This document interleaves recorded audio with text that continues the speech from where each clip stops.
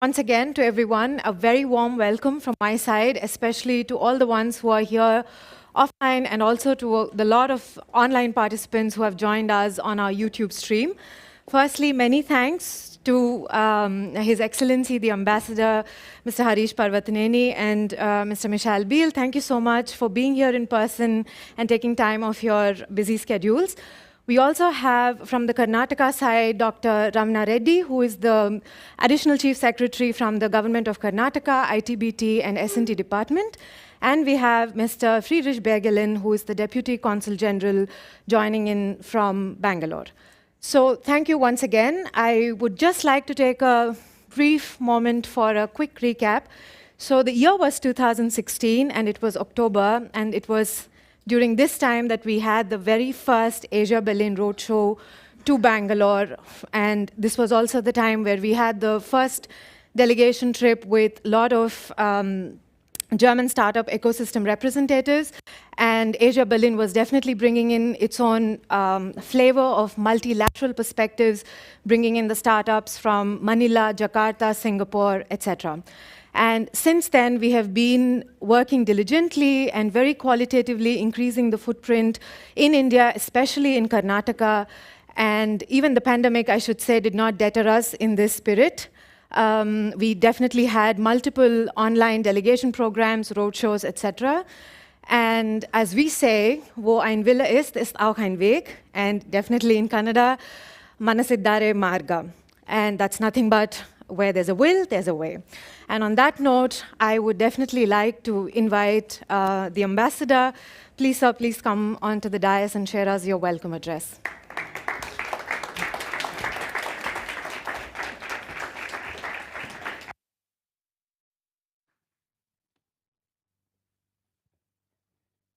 Thank you, madam. Thank you for that kind introduction. Ladies and gentlemen, State Secretary from Berlin who has joined us today, thank you for being here with us. Principal Secretary from Government of Karnataka who is joining us remotely via video conference, welcome to you. The Deputy Consul General of Germany in Bangalore, welcome to you. All the colleagues who have joined us virtually and physically here, welcome to all of you. This year is a special year for us.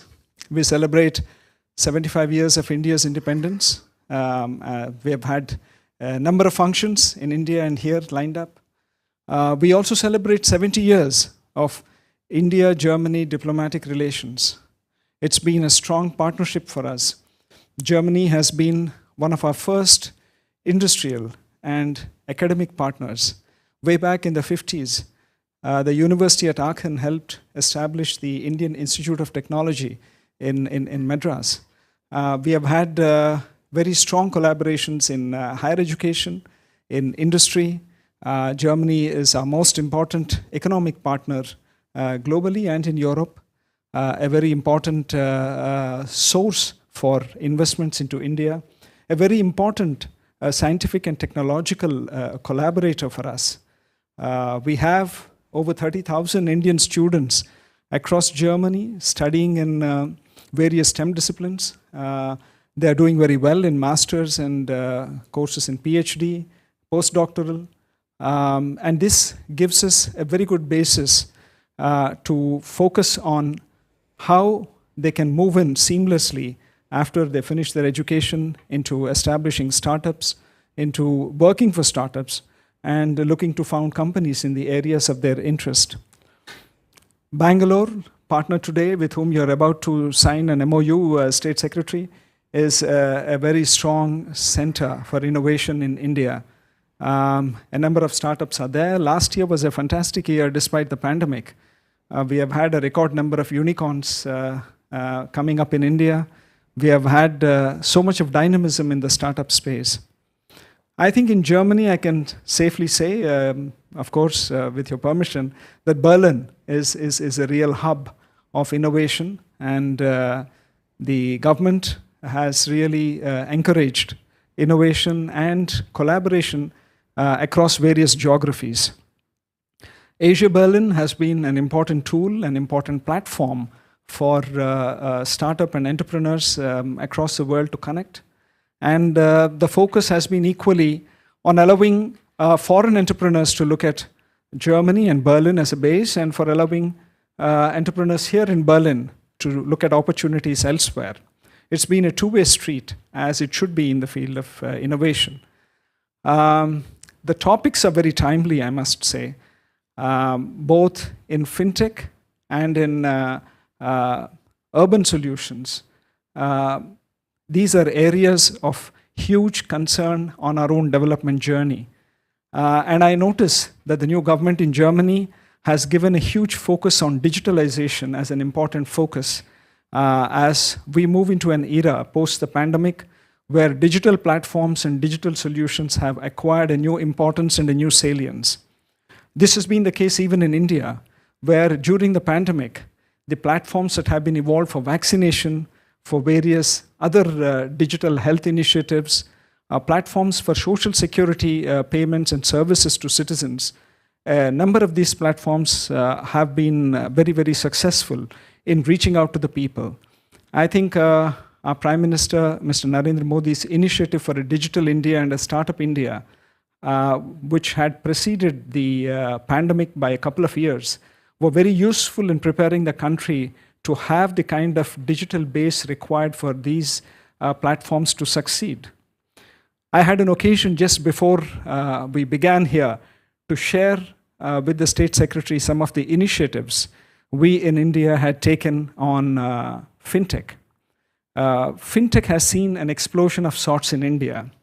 From a country which was predominantly dealing in physical payments, a lot of the payments have gone digital.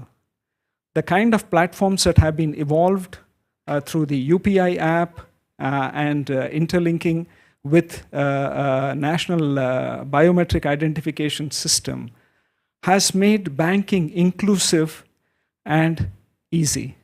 It is now possible for someone to open a bank account in India in about 5 to 10 minutes. A very different scenario as compared to many countries in the world, including in Europe. It is possible to change, to transfer funds between your mobile bank accounts, digital accounts, and across apps. You will be hearing later on from one of these speakers. It's fairly and far easier to do at zero cost because the government has promoted the platforms that are the basis for doing so. This has actually become a threat to a lot of the credit card and other companies because their margins appear disproportionately high, keeping in view the costs that are involved in the new digital platforms and fintech platforms that have evolved. A lot of these digital fintech platforms have also been integrated with e-governance initiatives, whether that deals with payments of taxes, whether that deals with municipal payments, property tax payments, other services that are required, such as obtaining a driver's license, birth and death certificates, other common processes of government, interaction of government with citizens. A lot of these have been simplified and these platforms have been used to very good effect.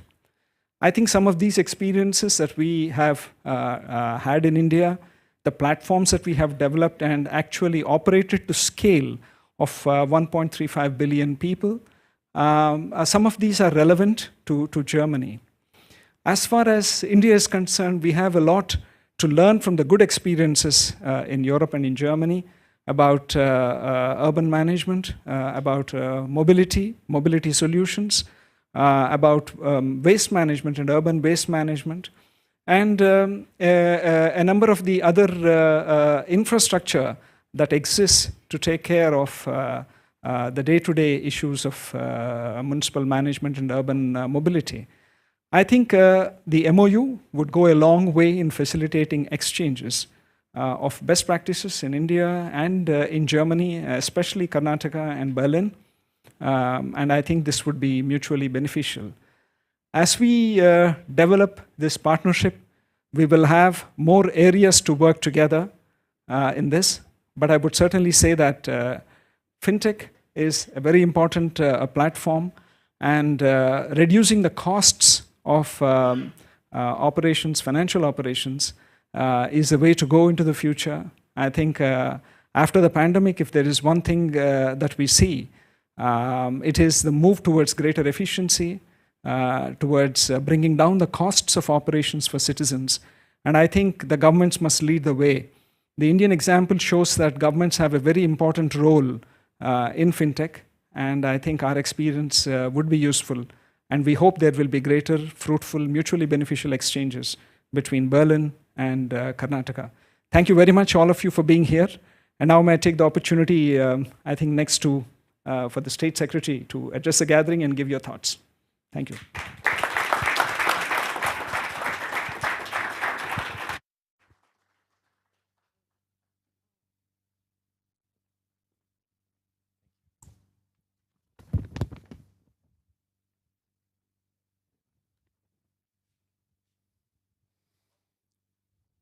Chief Secretary Dr. Reddy, Excellency, ladies and gentlemen, today we reach indeed a remarkable milestone to connect the startup ecosystems of Karnataka and Berlin.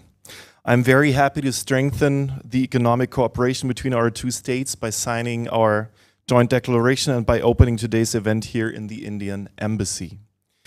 In times of crisis and a war in Europe, we underline the great importance of international cooperation between peaceful people, companies, and committed states in the framework of AsiaBerlin. In our globalized world, there is no alternative to this cooperation to connect the brightest brains for the solution of global problems. Since 2016, we have visited Karnataka and its capital, Bangalore, on a regular basis, and we have hosted your delegations in Berlin in the framework of AsiaBerlin. For 3 years, we have been working on a joint project with the GITS on female entrepreneurship in Berlin and India to empower women founders and their support organizations through a strong network, program labs, events, delegation trips, and a landing pad for Indian founders interested in internationalization in Berlin. Again, together with the GITS, we have just started urban mobility in Berlin and India, which is closely related to today's mobility panel. On the other side, the government of Karnataka had invited 2 startups from Berlin for a market access pilot program. We can already show a remarkable and sustainable track record, even before we signed the joint declaration of cooperation today. Nevertheless, our common journey has just started. The economic relations between Germany and India, Berlin and Bangalore are still far below their great potentials. I expect strong impulses for this cooperation from this declaration and today's event, as our basis seems to be very sound. We have developed fantastic common project with reliable partners and a dedicated community within AsiaBerlin. The initiative is driven by the 2 committed states, Berlin and Karnataka, and jointly supported by the Indian Embassy in Berlin and the German General Consulate in Bangalore. I am therefore very happy to sign the declaration today with Dr. Reddy for the government of Karnataka. Just before this event, I enjoyed a fruitful exchange with you, Excellency, who are particularly committed to support our collaboration. This is also true for the General Consular in Bangalore, Achim Burkhardt, and his deputy Friedrich Birgelin, who will welcome us today from India. Today's event is jointly organized by the Indian Embassy as our host, by our reliable partner enpact, responsible for our AsiaBerlin events, declaration trips in the Indian projects, and by my state Senate department. I would like to express my sincere gratitude to all these partners. This event gives us an impression of the content of our cooperation too. The urban mobility panel reflects our long cooperation on urban tech, whereas the Fintech panel shows one of many paths for the future cooperation. Therefore, I would like to thank also the speakers who will attend this event online and on-site. I express a particular thank you to Varun Sridhar, the CEO of Paytm Money, who traveled all the way from India to Berlin. Welcome to Berlin. I've already talked to you. Just to attend the FinTech panel in person. And he was, in fact, one of the few guests flying in from Asia for the Asia Berlin Summit last September, too. I wish us all a fruitful exchange of inspiring ideas, many topics and contexts for our cooperation, and an entertaining networking following the event. Thank you again to the Indian Embassy for hosting this event and for inviting me. Thank you very much.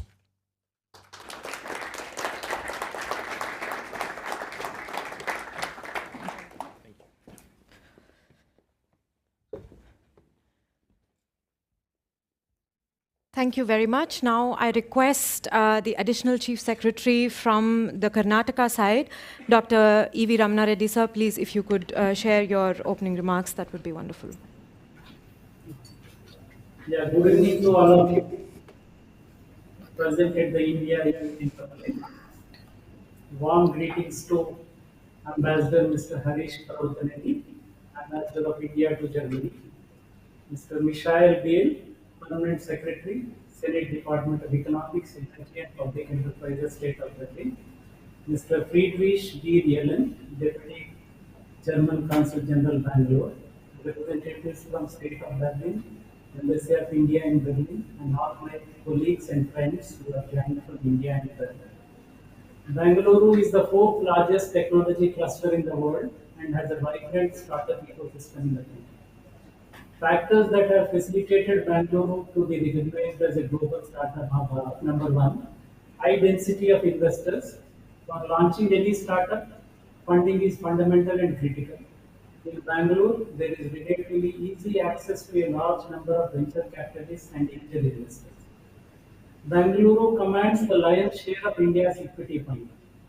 Karnataka government launched the startup policy in 2015 and has set up several funds to facilitate growth of startups. Second is the availability of skilled talent. Startup ecosystem cannot thrive without a strong local talent pool. English proficiency, technology skills, and experienced teams in startups are important for a city to be startup friendly. With some of the best technology and innovation-focused institutions like Indian Institute of Science, SIPLIT Bangalore, and several engineering and research colleges, skilled talent pool is generated every year. Third is innovation. Karnataka is rated as #1 on India Innovation Index in 2020 and 2021. Fourth is the incubation facilities which are available in Karnataka and Bangalore, like many centers of excellence, common instrumentation facilities, technology business incubators, and R&D institutes. We have more than 450 R&D institutes in private and public sector in Bangalore, and 40% of the global capability centers workforce is in Bangalore. All these have converted Bangalore into unicorn or decacorn hub of India. Overall, India has 85 unicorns with a total valuation of $227 billion. Out of these, there are about 38 unicorns in Bangalore itself. That is more than 40% of the unicorns in India. 25 among them are emerged between April 2019 to December 2021. In fact, in Fintech field itself, we have 10 unicorns headquartered in Bangalore. Not only we have the highest number of unicorns, but we also have the highest number of decacorns in Karnataka. Decacorn is with a valuation of more than 10 billion. India has 4 decacorns: Flipkart, Paytm, Byju's, and Swiggy. And 3 out of these 4, that is Flipkart, Byju's, and Swiggy, are based in Bangalore. Bangalore has also become a hub for fostering disruptive technology. Bangalore has emerged among the top 10 tech innovative hubs for disruptive technologies across the globe, according to a KPMG report released in July 2020. Bangalore is ranked 10th as per Global Startup Ecosystem Index 2021 by Startup Blink, only Indian city to be featured in top 10. Coming back to the collaboration between Germany and Karnataka, Germany and state of Berlin in particular are important global innovation alliance partners for government of Karnataka, and we share many common goals. The joint declaration of intent being signed today is one step closer to opening the relationship between Berlin and Bangalore, and with focus on GIA market access program, prioritizing startups combating COVID-19 crisis, sector focus on smart cities, Industry 4.0, artificial intelligence, health tech, focus on women internship program, and providing ecosystem connects, I truly believe We are on a path to mutually grow and become stronger players of the global innovation game. With well-designed programs for upskilling, leadership grooming, and mentorship to the innovators in the ecosystem, our government is committed to drive innovation. We look forward to the support and association Berlin to enable this journey of global innovation growth. Before I conclude, I would like to extend an invitation to you all to the 25th edition of the flagship Technology and Innovation Summit of our state, Bangalore Tech Summit. This year, the event is being conducted from 16th to 18th November 2022. We look forward to meeting you all at the summit this year. Thank you. Jai Hind and Jai Karnataka.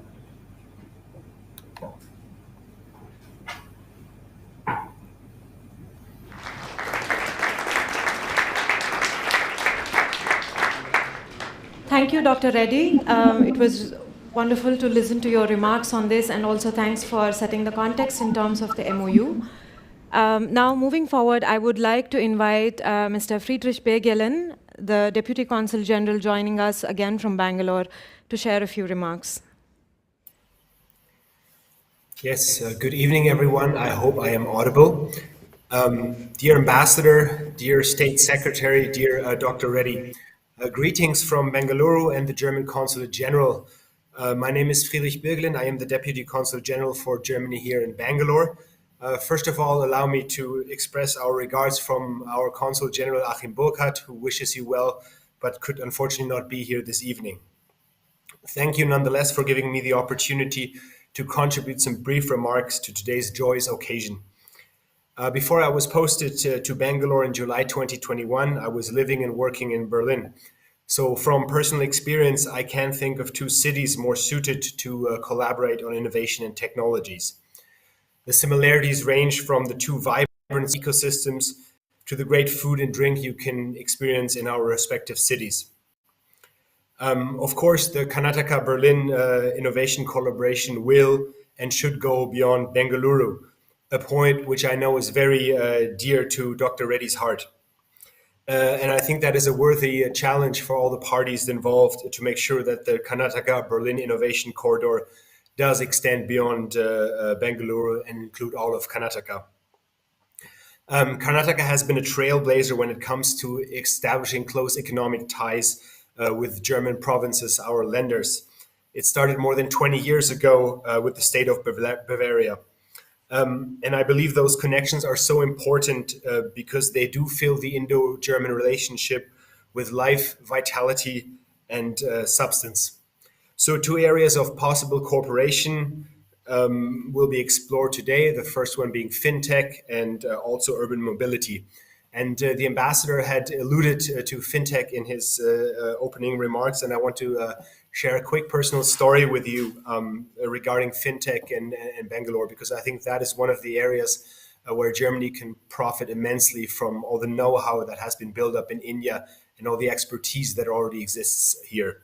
So on my way to work, every day I drive by a gentleman who on the side of the road is selling selling coconuts, and he has a big mountain of coconuts. And on top of that mountain of coconuts, the CEO of Paytm will be happy to know he has a big Paytm QR code. So I can actually buy my coconut for 20 rupees or so with my phone. And I find that truly remarkable because I think, to be frank, in Germany, we're a little behind that development. I remember when I left Germany in July 2021, we were just beginning to pay with Apple Pay in our phones in the supermarket. And I think Paytm in India, it's been around since at least 2012. So I think there's a lot that Germany can learn from India, from Karnataka in that regard. And I think that is one very fruitful area of cooperation. So we here at the German Consulate General in Bangalore are happy to assist all parties in whatever way possible to make this relationship work, to forward. When I say that, I include matters, so please don't to reach. I want to congratulate the state of Karnataka and the state of Berlin. I wish a pleasant evening and nothing the best greeting to my hometown. Thank you.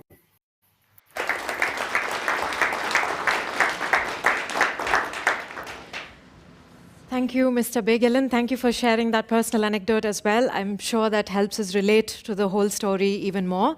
Now comes the most awaited time of the program. I would now invite Mr. Michael Biel to please once again come on the stage to do the MOU signing. And yes, please. And alternately, on the Bangalore side, Dr. Ramna Reddy sir would be doing the signing as well.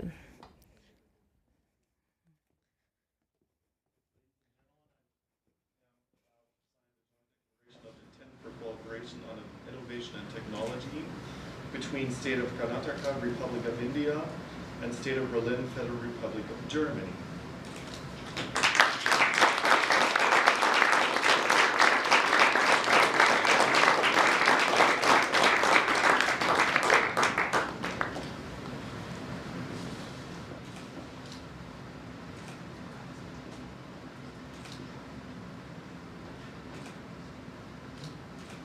Done.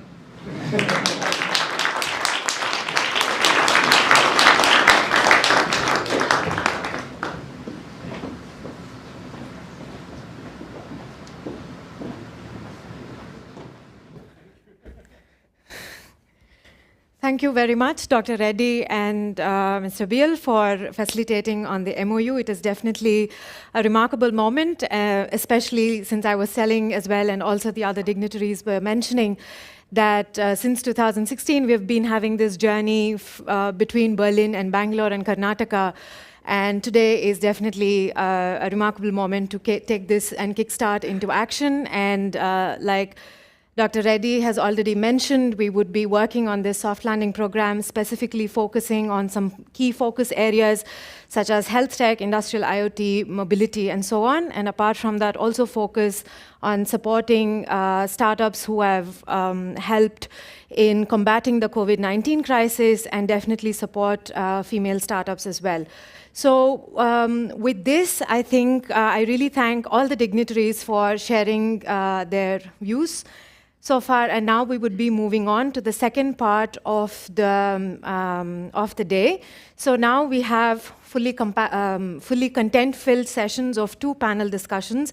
We have one with urban mobility going on, and after that we have a panel on Fintech, both trying to bridge the bridges between the 2 ecosystems and to understand what kind of partnerships can evolve out of this. So as the magic is being done in the behind, so please bear with me. And one other point I wanted to mention earlier was that there have been small stickers which have been left on your chairs.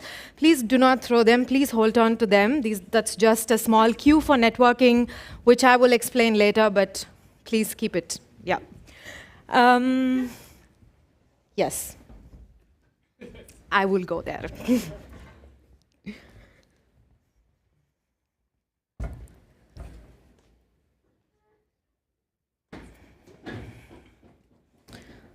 So I think I will already take a seat and set the context about what we are going to do in the next couple of hours. So since we are now beginning with urban mobility, so I'm not an expert on urban mobility, but we do have quite a few experts in the room today. So as I was reading about urban mobility, I was trying to understand what are the different areas that we could talk about today.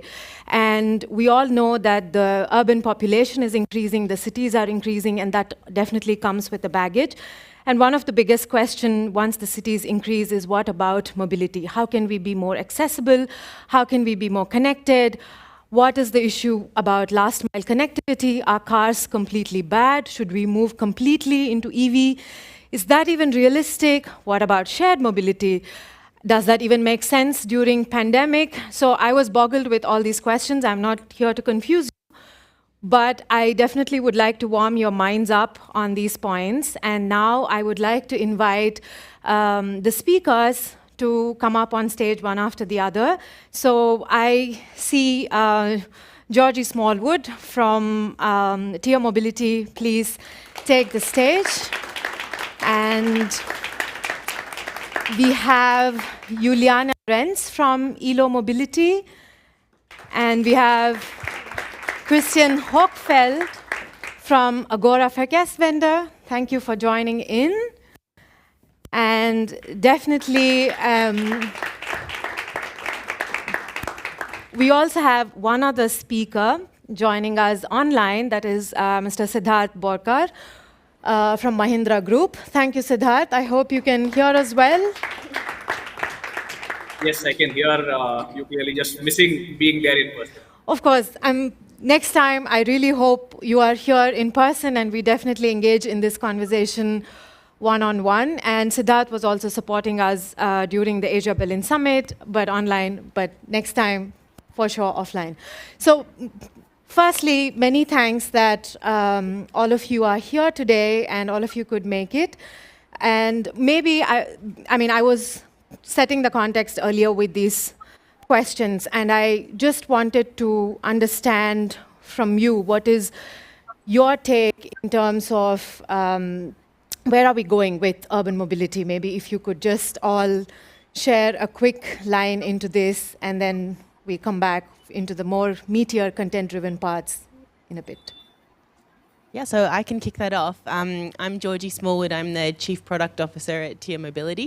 It was funny, when I was contacted about this panel, I was previously the Chief Product Officer at N26, so I didn't know which, I wasn't sure which panel I was going to be talking at. And actually my interest in both industries is because of the similarities in them and because of the changing dynamics in the way that consumers are behaving and living. And I think the pandemic has only increased that, as we spoke about how cash-oriented Berlin and Germany has been historically. And as the CPO of N26, that was so frustrating, but that is changing rapidly. And this is also what we're starting to see with urban mobility. So one of the things that at TIA we really focus on is our purpose is to change mobility for good. Mm-hmm. And that really drives home, what does that mean, right? What does for good mean? And I think the way that we think about it is we want our kids to play in the streets again. And we want urban environments to be safe and healthy and something that is a shining light in the future rather than something that is going to get progressively worse. And it is getting progressively worse, and we're not doing enough about it to change what the city landscape is going to do. Now, one of the things that we do see with urban landscapes is that cities are changing as well. Like, we see it in Berlin, we see it with the amount of pedestrianised streets that we have, we see it in Paris with the 15-minute city. So we see some of the regulations and the streetscapes changing, and that is a huge opportunity for technology to come in and for products to come in that can change the way that consumers are doing things in the future. And as far as micromobility is concerned, the pandemic also pushed us into this hyper-local world. Definitely, yeah. So that's something that is, from a mobility perspective, a huge opportunity for technology to provide new solutions. Thank you, Georgie. I think you very rightly mentioned the aspect of the pandemic, and that was also one of the points that definitely reshaped the idea of urban mobility. So maybe, Juliana, if you could also comment on how has pandemic redefined urban mobility for you, or in general, in a couple of lines, that would be wonderful. Hello. Yes, Elo-Mobility is, first of all, I have to say that we develop platforms for hydrogen buses, hydrogen city buses. So I would say with the pandemic, it abruptly changed into that direction, that people didn't use anymore so much the public transport or mass transit. They came back to micromobility, or also from private observations, I would say that people wanted to buy even, again, cars, not to be contagious in the public transport. But of course, when we have the whole pandemic under control, we have to secure that public transport is again something people want to go into, also with the zero emission. But this is all what we observe as a society. It's not specifically from Elo-Mobility's perspective as a technology developer for hydrogen buses. What I can say, what we just observed is that, of course, supply chains delays occurred because of the pandemic, and that made the transition into zero emission a bit more not so rapid as we wanted to expect it, in the whole development perspective. Great. Mr. Hochfeld, from your side, if you could also share the turn from the pandemic and your inputs on urban mobility with that in perspective. First of all, I think I have to justify why I'm here, because I'm not selling products or do not present products in the field of urban mobility. I'm the executive director of a think tank based in Berlin, Of course, called Agora Transport Transformation, which is advising German government with decarbonizing the transport sector. And I have also a history in international cooperation, working for German Technical Cooperation in China and in India on urban mobility. So in this regard, I think there's no alternative for international cooperation to transition the urban mobility, because I think what we see in Asia, especially also in Indian cities, is that there is a lot of pressure to change the system. And this pressure to change and the problems there and the challenges there lead to innovation, which are much faster than here. So I think, if I can say so, the future of mobility will rather be in Bengaluru instead of Bielefeld or Bamberg, two small cities in Germany, which are comparable, I would say, some villages compared to other Indian cities. But coming back to the question, I think there are good sides and bad sides, and it's not decided how the pandemic will leave or its legacy to urban transport.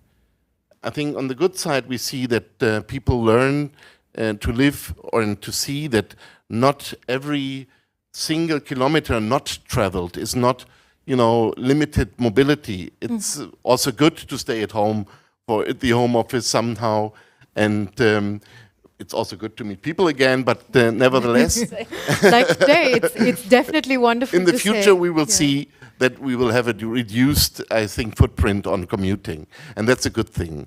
Secondly, we see that there are a lot of more people asking for active mobility, riding a bike, a scooter, walking, and that makes also a pressure on our city governments to come away from the concept of car-ready cities, which was, the concept in Germany for decades, and really, did a lot of bad things to our cities, to human-centered cities.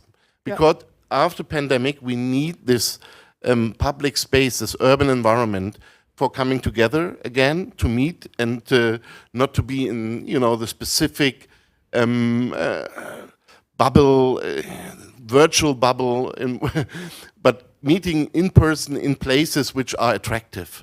For sure. And I think the new paradigm of urban mobility, that the public transport combined with the new mobility services will be the backbone for mobility in cities, that this will be more attractive for the cities and will make cities more attractive to people and will increase the quality of life in the cities. And I think this is a huge driver, and I'm still very optimistic that we will, get the good things out of this pandemic instead of the bad things. Thank you very much on that optimistic note. And hold on to a couple of thoughts that you mentioned earlier. I'm sure we'll circle back to those points. I would like to quickly talk to Siddharth as well. So Siddharth, what do you think, maybe quickly in a line or two, how do you think the pandemic has reshaped the concept of urban mobility, especially coming from the Indian context as well? So I think talking about urban mobility from an Indian context, I think past 2 years have definitely been very challenging because of the pandemic. There's work from home, so clearly people have not been traveling. They've been confined to their homes, and India has been severely impacted because of COVID. Now, what it has done is it has sort of impacted the taxi businesses, the ride-hailing businesses, the cab businesses quite brutally financially. And second is also the drivers, the fleet operators have resulted in them sort of defaulting on their loans, because of which the vehicles and all have been sort of being repossessed. So this is one thing that I've clearly noticed in the past 2 years. But hopefully this is going to be a reversible trend, and soon be able to get back to normal. The second thing I have observed is in pandemic, because of the whole social distancing and all of that, from shared mobility, people have actually gone to personal mobility. What it has meant is, we are seeing trends of people in India actually buying used cars. So the demand for used cars have actually gone up. People who earlier are thinking about buying a two-wheeler or maybe using public transport, first-time buyers are actually looking at buying used vehicles. So that has really got a paradigm shift, I would say. Another thing that I have personally noticed is in this whole pandemic, there's been a lot of demand for online food delivery, or, online groceries and all of that.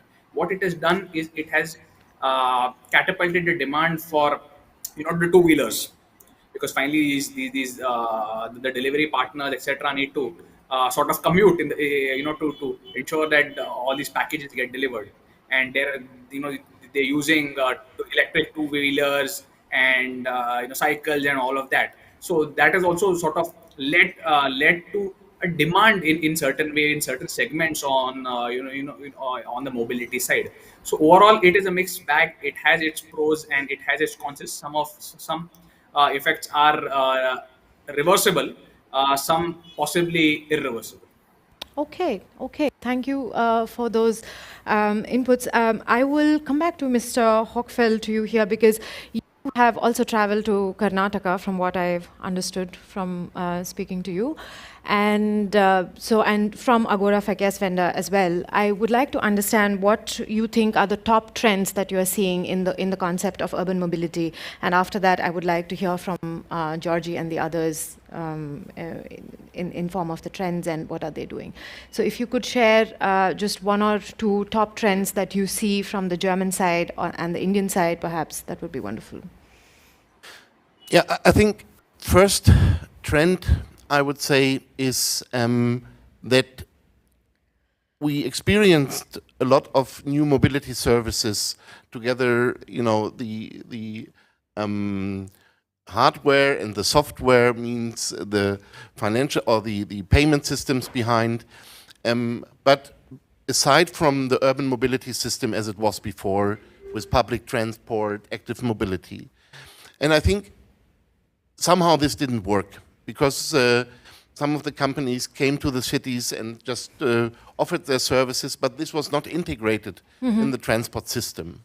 And I think a major driver and a major also trend is now that we really seek to integrate the services, to see, can we link urban mobility in a way, the public transport ticket together with rides on scooters and new shared or pooled services. I think if we get this right, then we have a really attractive system for seamless mobility in urban areas, which will be definitely a very convenient and also manageable alternative to public car use, which will, on the other hand, and this is a second trend which we see in German cities at the moment, that they are more and more willing really to say, okay, we have to increase the costs of privately owned car ownership. Okay. Because we see that they are using a lot of space. For example, if you have a parking space on road here in Berlin, that costs you 8 cents a day. If you put there a marketplace, it costs you 18 euro a day. That doesn't make any sense to subsidize just space, really valuable urban space for parking cars. It doesn't make sense. So in this sense, cities are willing more and more to make car users pay, and that is something what we call the push and pull comes together. People are pulled by new services which are attractive, and they are pushed by increasing costs of non-sustainable transport in urban areas. And I think these two trends really drive the agenda, and I'm very, again, optimistic that we see a lot of change in the future. It takes a while, because we also need different infrastructures and reallocate infrastructures, but I think the way is really very clear. Yeah, I couldn't echo more the push and pull. I think what we're trying to do here is really change the way that consumers are doing things, right? So from a psychological perspective, that's a very difficult thing to do, because we're building products and services which people don't yet know that they need necessarily. Of course, yeah. And so from one of the trends that I see, and off the back of your comment about cars, it's not necessarily about, down with the car. But the problem is the hold that the car has in our concept of transport. So it's too extreme. It's public transport or private-owned gas juggling vehicle. And so what we see is a trend towards a much more dynamic set of vehicles and use cases. So from a consumer's perspective, we as people, we think about how we're going to get someone when we either walk or we get in the car. In the future, what we see is that there will be an obvious and a natural inclination to certain types of vehicles for certain types of things. So on one hand, it seems like it will be more complex, and on the other, it's just a matter of time and being comfortable with new situations. So, for instance, it's not just about the scooter, it's not just about the bike, and it's not just about something else. It's about the dynamic mix and how they integrate with the city. So, as an individual, I have children, so one would think that the scooter isn't the vehicle that I would use on a day-to-day basis. But I promise you, I really like being an individual as well as a parent, and I actually feel different when I'm riding a scooter. It's something that I'm doing by myself. I can't possibly be dragging my children with me because you shouldn't be riding two people on one scooter. But at the same time, bikes would be for a longer distance. Sometimes the cobblestones in Berlin, I think, oh my God, I cannot get on a scooter because of the cobblestones. But now we have e-bikes. And that's one of the reasons when we look at acquisitions. For instance, we just purchased Nextbike, which is another great German mobility company, predominantly known for its mechanical bikes, which also have a place in the transport mix. And so I think the big trend here I see is really instead of a much more diverse set of mix in transport. The other trend that I see is one that we feel very passionately about at TIA, and that is the role that technology and transport companies have in partnering with the city to make the change.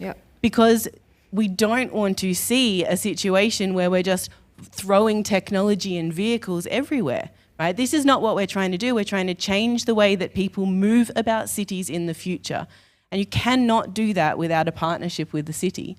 And whether that's about control or parking or how we want our urban environments to look, that's something that both the city and the companies have to work together to find a way that's going to move forward, which means that we can then start to address our ultimate goal, which is to reduce CO2 emissions. Because putting vehicles on streets doesn't do that, right? Changing the way that consumers move around cities, that's what changes the CO2 emissions. Great, thank you. And I think you are addressing it to the right audience here. Siddharth, now coming to you, I just would like to understand one aspect, especially since you're coming from an automotive giant from the Mahindra Group. How do you think you can offer sustainable electric mobility to a country of 1 billion people? I mean, it's a very overarching question, but I'm really curious to hear from you what your take on it is. So I think it's a very valid question, and that is the question that is there in front of all the mobility companies, automotive giant, government in India. How do we take sustainable mobility to 1 billion people? Now, let me address this in two ways. First is on the B2B side, the business side. What business is, for example, let's take the case of city of Bangalore, which is the IT hub of India, where in all these campuses, whether it be Infosys, TCS, all these people, every campus is housing thousands of employees. And what these companies do is they basically help in pick up and drop off a large chunk of their employees. Now, what companies is that there is whole focus on sustainability, carbon neutrality, net zero emissions. So what they're increasingly doing is instead of first they were using an ICE engine vehicle for employee transportation. Now we are seeing trends where a lot of these companies increasingly are moving towards using electric vehicles. They're telling fleet operators, where they're telling their channel partners, we want you to use electric buses, electric four-wheelers, even within the campuses they're using electric two-wheelers. A big paradigm shift on the corporate side. Now, talking about the retail side or the customer side or the consumer side, we are increasingly seeing people realize the importance, even at an individual level, of using electric vehicles. Even though penetration in India is not very high, but increasingly we are seeing EVs being sold. People actually buying EVs in new residential housing complexes. We are seeing the charging infrastructure being set up. And again, all these people are doing despite the fact that there is always this range anxiety using electric vehicles. There is always lack of charging infrastructure. But despite that, people are willing to, use electric vehicles. So that just goes to show the changing mindset that people are having. Now, even talking about ride hailing or these kind of companies, you've got startups in India like Blue Smart. To give you an example, it is an all-electric fleet ride hailing startup. So increasing, and likewise there in Bangalore, there's another company called Lithium Urban Technologies, which is again doing a sort of something similar.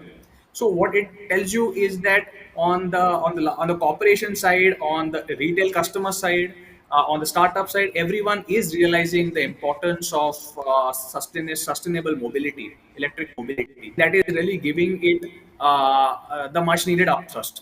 Now, what government is also doing is, whether you look at the state government or the central government, is there are a lot of incentive schemes for where there are rebates, subsidies given for purchase of electric vehicles. So, for example, there is this FAME subsidy at state level. People we've seen state governments reducing the RTO tax, reducing the registration charges, the parking charges, and all of that.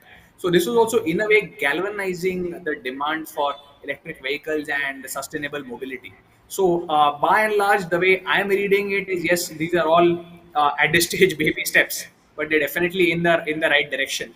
And it's a matter of time when this penetration is only going to increase from here on, for two reasons. One is obviously the surge and volatility in the crude oil prices, and second obviously is, using electric is always a lot more cleaner form of energy as Of compared course. to using traditional gasoline. Thank you. Thank you so much, Siddharth. Now, let me pick your brains, Juliana, here. And Georgie has mentioned about the importance of working with the government, and Siddharth also briefly mentioned on similar aspects. So, if I'm talking about ELO mobility specifically, you have done this a remarkable journey of working with Karnataka and also Kerala, but specifically also in process of establishing B2G partnerships with the Karnataka side. So here I want to understand, how has your process been, and how is ELO also disrupting in this space, and how has the adoption happened? I mean, just a few insights on how your process has been working on the Indian side and Karnataka side. Okay, I try to answer these three questions you put Yes, there I'm secretly.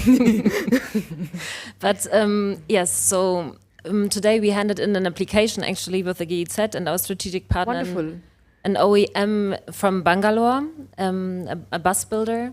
So I didn't sleep so much. But, Thank you for bringing it here. Yes, I think with all the business partnership internationally, as you mentioned that before, you have to find the right company you want to work with. And so it took us a bit, and also we were in intense contact with the DEG, Deutsche Entwicklungsgesellschaft, and the GIZ for the last years. But I think in this consortium, it will be successful. And also, Georgie, what you said before with the infrastructure, and we coming from technology, hydrogen buses, city buses, it's always embedded in the infrastructure. In hydrogen infrastructure, we know that because of the hydrogen strategy, we market here in Germany and in Europe. We know that it's depending also on the support of the government. And the same thing applies also to India. Because you need the support. If you want to have hydrogen buses in the public transport, you need also green hydrogen infrastructure. And we know that India was way before us in micromobility.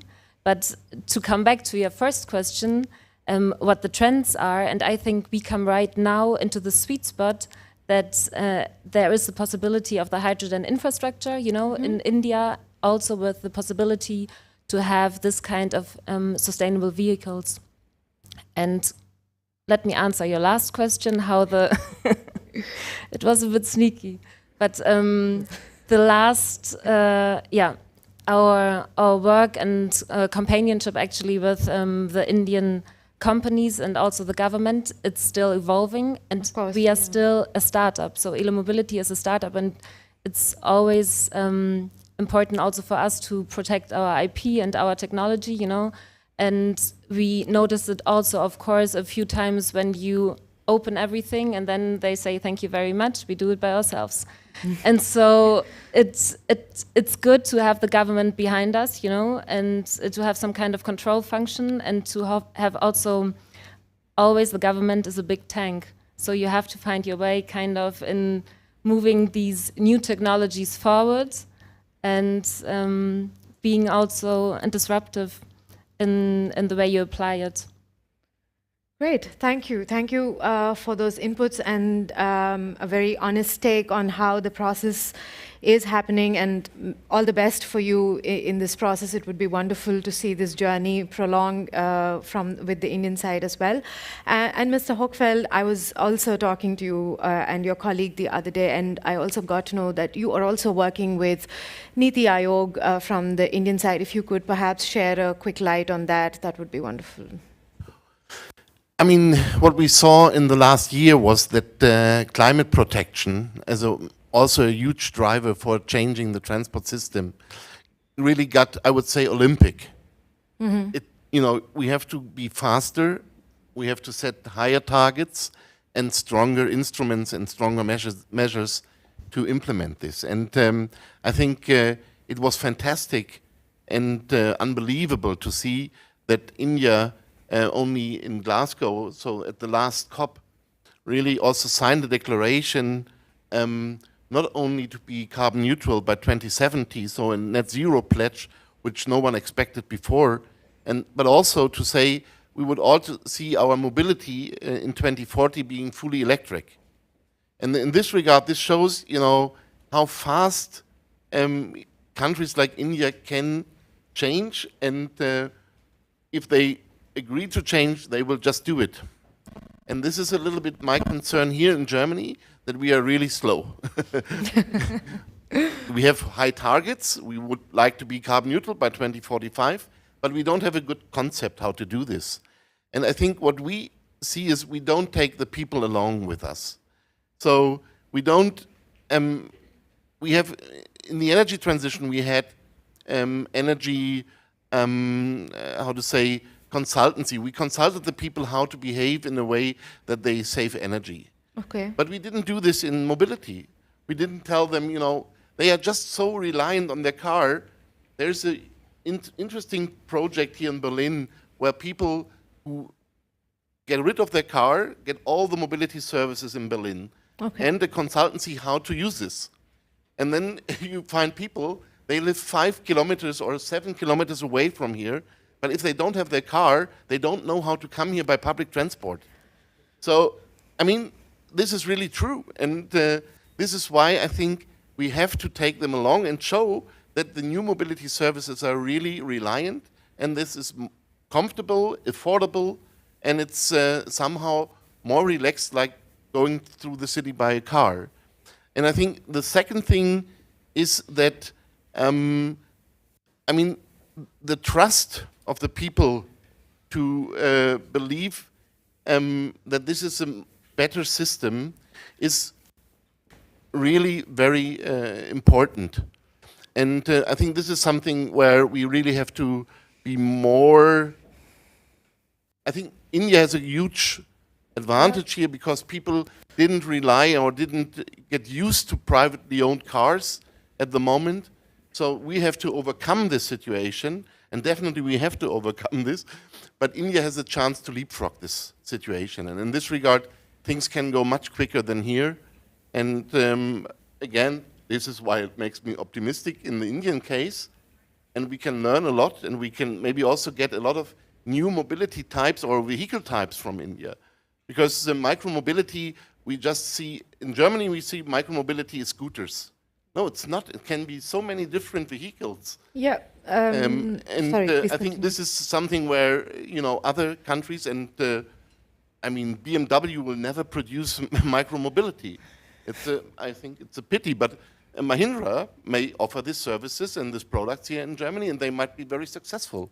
In this regard, yeah, Sure. I think the variety of vehicle and the portfolio will definitely be broader, and that's why international cooperation is so important, because companies see bigger markets if we align the strategies, and this can reduce the costs of the transition for the industries, which is really important. Thank you so much, and especially putting into context this wholesome collaborative approach of taking the people and progressing in this path. Siddharth, on that note, since Mr. Hochfeld also initiated it, how do you see India and Berlin as partners, since we are here today also talking specifically about partnerships between these two ecosystems? Maybe in a couple of sentences, if you could share how India can be a true partner to develop this space, co-create together. I think what I like most about Berlin is the fact that it's got a very vibrant startup ecosystem. Second is there is tremendous, it comes naturally to Germany being an automotive giant. So there is a focus on electric vehicles, mobility, and all that. Very heartening to hear all the views by some of the co-panelists on this.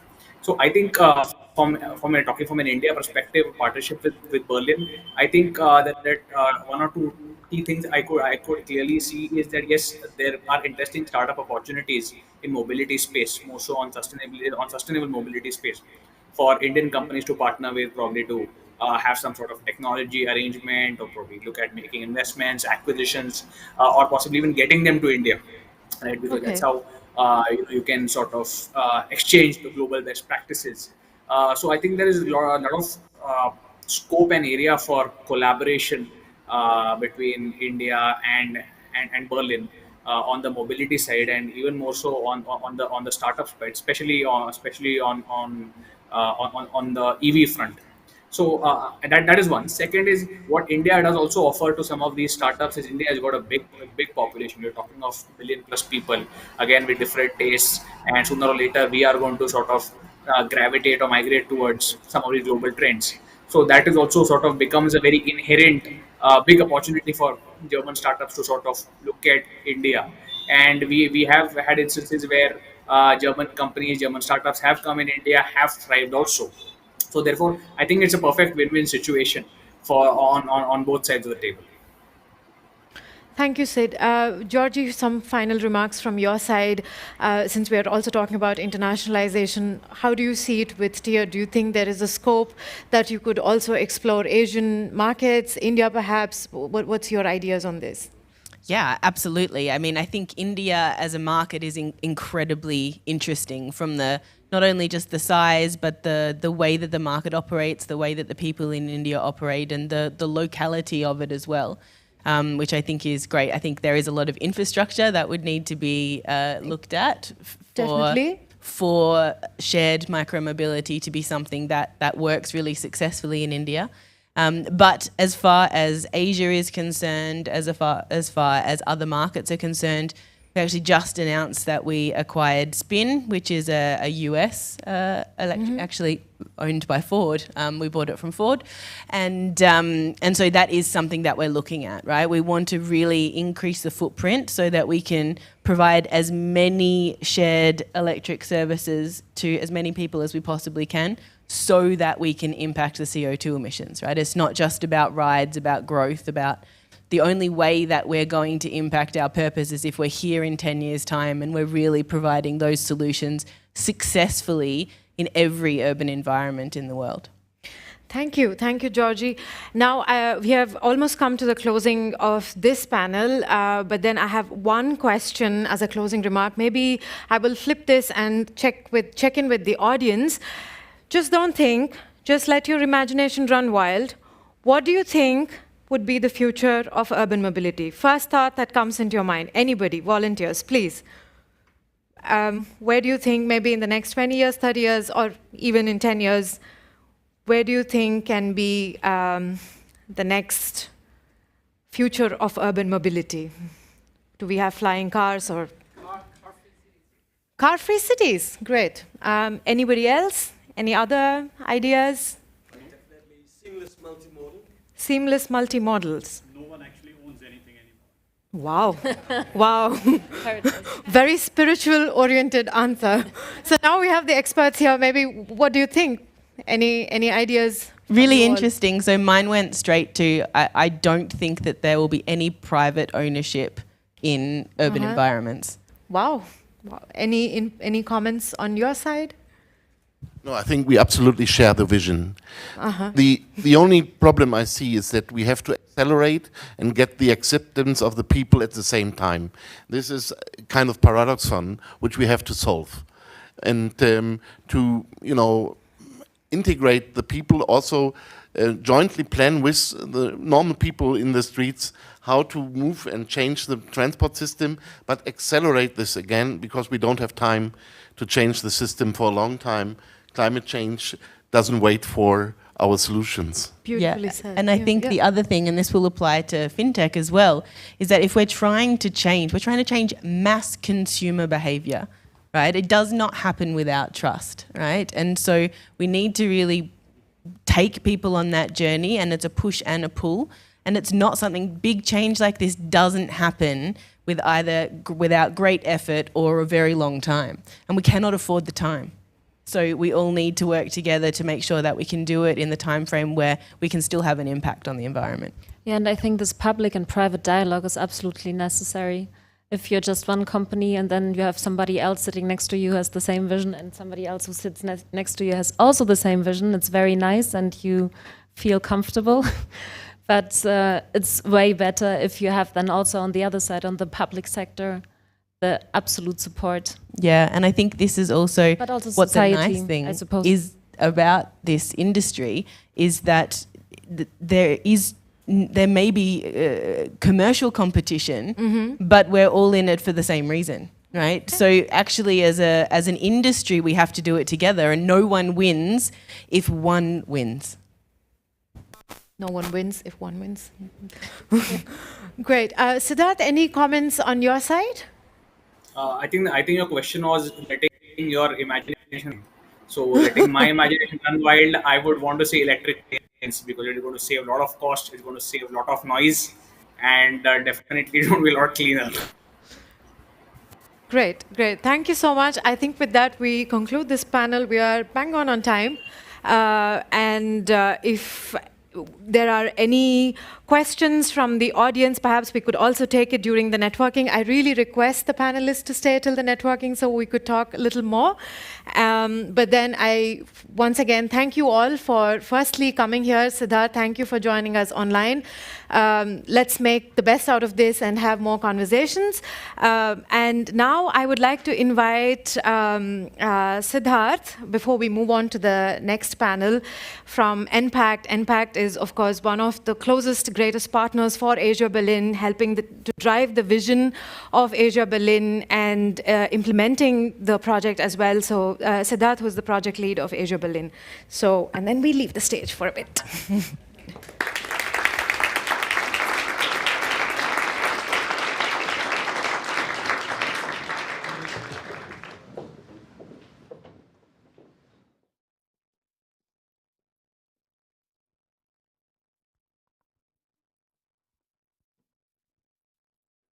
Thank you so much.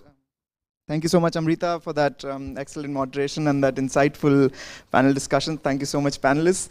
Under the scope of urban mobility, I would officially like to announce that we will have a delegation going to India, especially to explore the urban mobility ecosystem, primarily focusing on the state of Karnataka in Bangalore.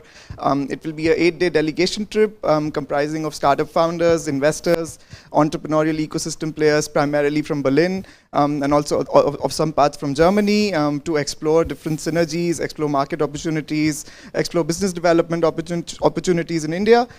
So I would invite all of you to come and join and apply on the AsiaBerlin website. The delegation trip has an open application form. We would, of course, scout the applications and make sure that the group that is going is sharing the right synergies and is really impactful for each other as well, because these are lifelong partnerships which you will form being on an 8-day journey to India. I just came back from India. The country is growing very fast, but of course there's lots of infrastructure challenges. There's lots of urban mobility opportunities for startups to explore in Germany. just being on a bicycle in Berlin and riding in the city, it is a whole different sense compared to being on a bicycle in India. And there are different ways on how you can really explore these opportunities and synergies between the ecosystems in India and Germany. And what better stage to announce it after the urban mobility panel. So yeah, just a small announcement on that. And then the second announcement is that we are also launching a new project with GIZ, with the Berlin Senat, under the urban mobility theme, which would be across the whole year. That would be around starting now. Basically, this is also the official announcement for the project as well. The project would involve various stages, including an innovation week, including an innovation marathon, including several ecosystem events, hybrid events like this in India and in Berlin, again under the urban mobility theme, but of course there would be more updates coming about that project on the AsiaBerlin website and all social media channels, so I would urge all of you to be updated on LinkedIn and all AsiaBerlin channels basically. And yeah, thank you so much again, and we'll see you soon in the networking event.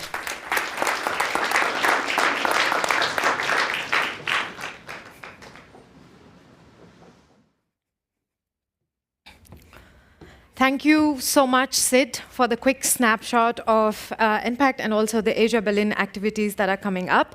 Now let's move on to the next panel discussion. This is on fintech. So here I have three amazing panelists today. Firstly, Mr. Varun Sridhar, please come on stage. And we have Alita Mats, and then we have Kurosh Habibi from Carl Finance as well. Oh yeah, there you are. Please, I will sit here.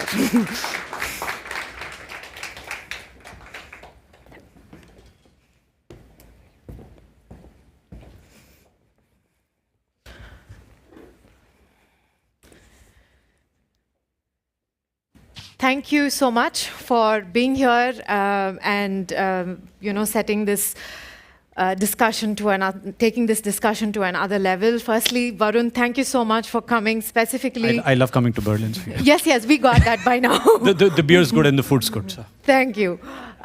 So as I was thinking about the panel, of course, money has gone through various paradigm shifts, from going from barter system to having, we just started electronic currencies, and we are now progressing towards Bitcoin. But what do you think, futuristically speaking, where do you think we are all headed? I mean, I would like to have like an opening remarks from all of you to understand, do you think we would be going into a completely cashless economy? Do you think that is something probable?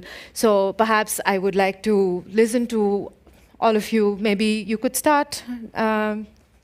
Sure, why not? Yeah. I mean, it's an incredibly interesting time in fintech, I think. Yes. The question of if and when we will go cashless is an interesting one. I've actually been in a panel in the expert council in the German Parliament about, I think, 2.5 years ago. It was just prior to the most recent hype in the crypto scene again, and I've taken a lot of beating for talking up the use cases of cryptocurrencies, and even though they are not that relevant in Germany as they are maybe in other countries or in other structures, I think yet that this also concern to go cashless is, in Germany it's a concern, at least it's a fear. I think also for some good reasons. I think cash has its relevance, but I think we're still quite a bit away from going completely cashless. I think in Germany we're now making the transition from going from cash to credit card, yeah. And in Berlin I think we're halfway there. Very subtle. Yeah, and we just went for lunch today, and they're taking no cards at all, no debit, nothing. So one had to jump again to the ATM. I think particularly in Germany, I think we're quite a bit away from going cashless, but also globally, I think there's a lot of use cases and also good general cases you can make for cash. But also beyond that, I think there's a lot of innovation happening. Yeah? partially in the crypto, DeFi, decentralized finance space, but also in other areas that are, I would say, more core traditional technology, where we're seeing a lot happening and a lot of friction getting removed from the system. Because, as I see it, finance is an infrastructure. It's typically it's nothing that is. Nobody likes to interact typically with finance products. You want to credit because you want to do something with that line of credit, or you want to solve a problem with financial infrastructure. And I think removing friction is something that's really at the core of it, and I think technology is right now accelerating at doing that, and that's a very hopeful proposition. Great, thanks for the very hopeful note. Lita, would love to hear from you on this note. Yeah, when I think of cashless, I think the closest that I've seen to cashless has been, I think, going to Copenhagen, because going between kind of Berlin and Copenhagen is kind of like going to the future and then coming back to the past. But one of the things that when I hear cashless society, I think you have to realize that you're never going to be free of the early forms of payment, like barter. You mentioned barter as an early form of payment, but people are still doing that. People are still going to hold gold. In Germany, they have a remarkable number of Deutschmarks still in circulation in people's homes, right? So I think people, even when they move to something that is really consent-based payment, and I think that's the key, is when we get to identification of the person and consent from the person, and that is all you really need for an accurate payment, then I think we're still going to have these earlier forms of value trade. So I think we're going to just have a system that will go mostly digital, will go mostly based in the space of the things that we can't directly view or feel. But I think we'll still retain some value exchange in other forms. Great. Varun, from your side. I think because we're seeing it live, I think my cash ATM withdrawals have gone to maybe thrice a year, maybe even lower, 4 times, and it's gone almost, right? And the only reason I needed those was I was in this really remote part of India on a mountain doing a trek, and there was an ATM there, and the guy wanted to be paid, right? Because there's no internet there. That's also changed, right? And I think the future is cashless for a country like India. I think there'll always be some cash, right? Because of some certain number of people, certain types of businesses that don't want to pay taxes. I think there's another story. But I think, as long as the consumer sees the benefit, and I'll give you a great example, right? We very recently piloted a small product change. So an engineer, 24-year-old, came up and said, why don't we split bills, right? What's the typical problem when you're sitting with 10 people, having a bunch of beers and food and all of that, right? You need to split bill. So we did a small change, and we have about 15 million users on it in a week's time, right? And that's how fast some of these things go, right? Because all of a sudden you're paying, splitting bills, and the other people pay you, all with a thumb impression, right? That's all that is needed. So I think cashless is about finding use cases, getting it solved one by one. And what I like about India, at least, is there the government, regulator, the administrative body, and private partnerships are all working towards it, right? Because if it's just a private company working, you won't be able to change it. It's impossible, right? If it's just the government working, it won't happen. But I think the amalgamation of Bangalore having this huge startup culture, all of those product engineering people, I think that's really given it the rocket ship, right? And I see cash, like if you're an Indian now, you're asking, why do I have cash in my pocket, right? Like, what's the purpose of it? So it's the reverse question that started. Because the cost of it, the convenience of it is starting to kick in. And Indians are happy, right? The government is not chasing them down and saying, hey, you did a lot of cash transactions, start paying your taxes now. And I think that's the link, right? And at one moment, you need to find that right link. But I don't see cash having any relevance beyond a point. So it's just a question of when and how. Got it. Akrosh, let me come back to you because now we had this basic context setting. I want to now specifically understand with respect to the fintech landscape, and you are a startup based out of Berlin. So how has the fintech startup evolved, firstly? And secondly, give me one advantage of being a fintech startup in Berlin. I'm sure online as well, there are some fintech startups listening in, both from the Indian side and the German side. So it would be wonderful to know that. Absolutely. So on the first question, how has the landscape evolved? I think it's gotten a lot more busy, and that's a good thing. So when we started out about 5 years ago, there was still there were a bunch of startups here in Berlin working in fintech. But just to give you a perspective, back then, N26 was, I think, 30, 40 people. And so most of what we see right now, right here in Berlin, and also in the German startup and fintech scene, is a product of the last 5, 6, 7 years. And I think over the past 2 years, this has even accelerated massively. And also throughout the pandemic, it's common knowledge that investment has really increased substantially, also from global actors here in Germany, and that's a good thing. So if you're a fintech startup building in and out of Berlin, you can really have access to the global capital markets, and that's something we're seeing also right now. On a particular advantage of being in Berlin, because I think the previous point was you now also have access to the funding sources that US startups have, but on a deliberate point that's a pro for Berlin is, I think, access to talent. Of course. It's also key for us because what we do at Carl is we help company owners sell their business, and we do that in transactions ranging 1 to 100 million euros in enterprise value. So it's fairly small M&A deals, looking at it from an investment bank's point of view. But there's lots of them. And our customers are typically scattered out throughout Germany. Yet we have decided to come to Berlin, where there's fairly few customers right here, but we have tremendous access to talent. Okay. So we have lots of people from all different kinds of nations, among them also many Indians, who work at Carl and enjoy relocating to Berlin. And it's fairly easy to relocate people to Berlin because it's an attractive proposition to live and work in Berlin. And I think that's something I can only underline also from my personal point of view. Wonderful and very relatable also to the Indian ecosystem. Thank you.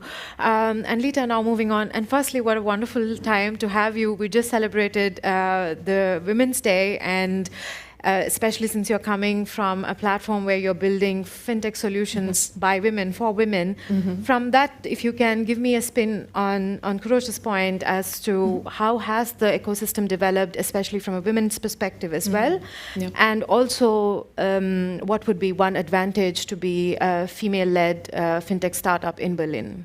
A couple questions there. So I would say for the first one of the interesting things about leading a startup that is for women's finance is it's like we are addressing a niche market that actually isn't a niche market. So that's one of the things that I think is really interesting about this target market at this time, is that it's actually a huge market, and the fact that that it's still kind of innovative and it's still kind of considered an experiment is kind of interesting. The fact that we are a women-led company, I think, is it feels very natural, and I feel like Berlin is a great place to launch this kind of thing because, for one thing, you mentioned the diversity of the environment. I think Berlin attracts people from everywhere. I was attracted to Berlin for the fact that it was Berlin. You know, I came from New York, and I audited a few different cities. You know, I went to Copenhagen, I went to Barcelona, I went to Paris, and I went to Amsterdam, and I was like, okay, well, Berlin is where I want to be. You know, it's got a great energy, and you know, coming from an environment like New York, you have to hit all of your metrics, all of your numbers, everything immediately, just because it is so expensive to be in that environment. So you have to pay your people really high rates to just build the thing that you want to test out. You have to, you know, if you open an office there, there goes your entire seed money, right? So Berlin gives you a little bit more space. I know everybody complains about how prices are going up in Berlin for real estate, for offices, for all of this kind of thing, but there is still a lot of opportunity to both attract people, to find, you know, really wonderful wonderful networks like enpact, like the Impact Hub, where we're working right now, where we're connecting with lots of other organizations. And I think you still have access to people in government, because when you're in a fintech, you don't go alone. You are regulated from day one, and nobody builds anything significant without those partnerships. So that's where I think one, it's really helpful to be a woman, just because women tend to really appreciate the networking parts of these kinds of events. But two, you have to, as a fintech, reach out and have those relationships with everybody, because you need everybody to build fintech. You can't do it in isolation. Wonderful. Thank you for such a heartfelt testimonial on Berlin. It definitely set the context. Yes. Varun, let me ask you about the converse of this, about how the ecosystem in India evolved. I think you touched upon this briefly already, but I would also like to know, what is India doing differently in terms of fintech? How is it better? How is it different? If you could I think one thing she said very rightly is regulation, right? Yes. Fintech minus one regulation, right? You start thinking with regulation first, right? So people say fintech is technology. It's not, right? You start with regulation because finance is regulated, right? Finance is serious. Finance is, you're responsible, right? And you have to be held accountable every single day. So it starts with regulation. I used to live in Paris before, and one day I went to ECB and I was asking them about digital payments, 2015, BNP Paribas, and they said, yeah, we're setting up a committee, and by the time the committee would give a final report, we are looking at about 8 to 12 quarters, and after that the regulation will come out, and then yes, you can go ahead and do it. And so I think that was my last meeting in Europe, and I relocated back to India, right? And but that's a very serious truth, right? I decided to go back to India, and I said, look, and the reason I went back to India was in the French, our Prime Minister then, Mr. Modi, he was giving a speech saying, look, about Indian brain drain and about people, Indians working abroad and all of that, right? And so I heard him, and I said, yeah, maybe time for me to head back. And I'd been long enough outside, so I went back to buy a startup, and then I started my journey there, and then one by one after the other things happened. But I think India has done 3-4 things well, which I think, which I see the German government doing, right? And I can tell you one by one each of those. I think the first thing is political will to identify opportunity, right? Because when you are hungry, it changes everything. And I think India is a hungry country for success. Indians are very hungry by default.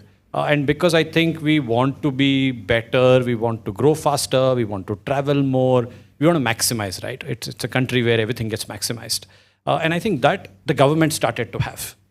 Saying, hey, why can't we be a 10 trillion euro economy, right? Like, who's stopping us?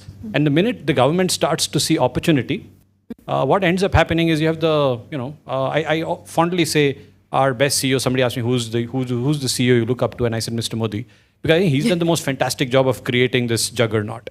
So the first thing is, I think, the political will to spot opportunity.